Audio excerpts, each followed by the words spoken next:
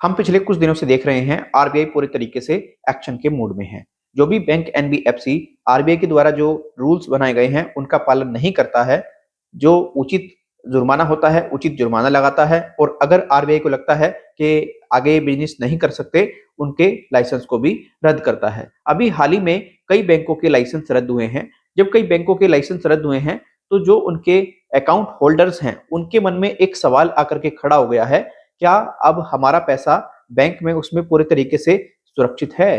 क्या अब हमको पैसा मिल पाएगा या नहीं मिल पाएगा? तो देखिए, सबसे पहली बात तो मैं क्लियर कर दूं, जब भी आप किसी बैंक में अपना अकाउंट ओपन करते हैं तो वो एक ट्रस्टेबल बैंक में ही अकाउंट ओपन करें।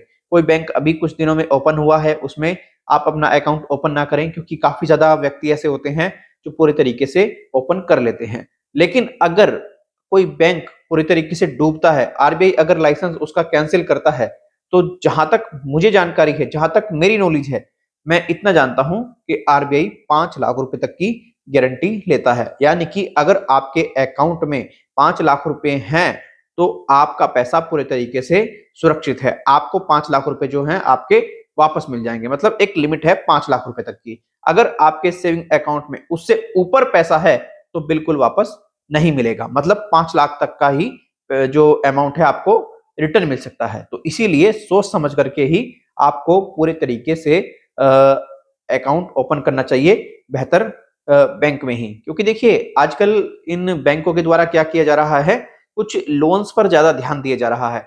उससे इनका जो बैंकों का वित्तीय सारा जो मामला है वो पूरे तरीके से वीक हो रहा है।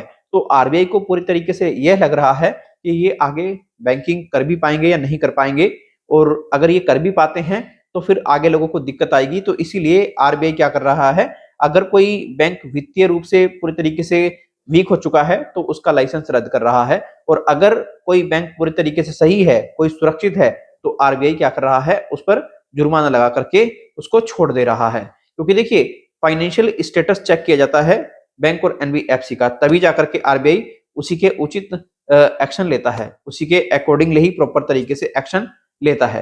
तो आरबीआई जो एक्शन के मूड में है, इस पर आपका क्या कहना है? कमेंट बॉक्स में अपनी राय जरूर दें। क्या आपको ये सही लग रहा है जो आरबीआई बैंक और एनबीएफसी के साथ में कर रहा है? अभी 12 तारीख को आरबीआई ने एक बैंक है, कुछ ऐसे ही नाम है, मेरे नाम याद नहीं आ रहा, उसका लाइसेंस भी रद्द किया है। अगर उसकी आप अधिक जानकारी प्राप्त करना चाहते हैं तो मेरा एक टेलीग्राम पर चैनल है @जय जनशक्ति, वहां पर जाइए, आपको लिंक मिल जाएगा न्यूज का, वहां पे आप पढ़ लीजिएगा।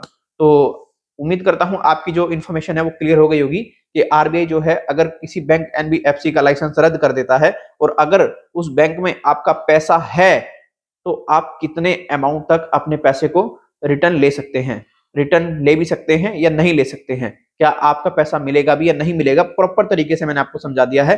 तो ऐसा तो नहीं है कि आरबीआई पैसा नहीं देगा, 5 लाख रुपए तक का आपको अमाउंट मिल जाएगा। धन्यवाद।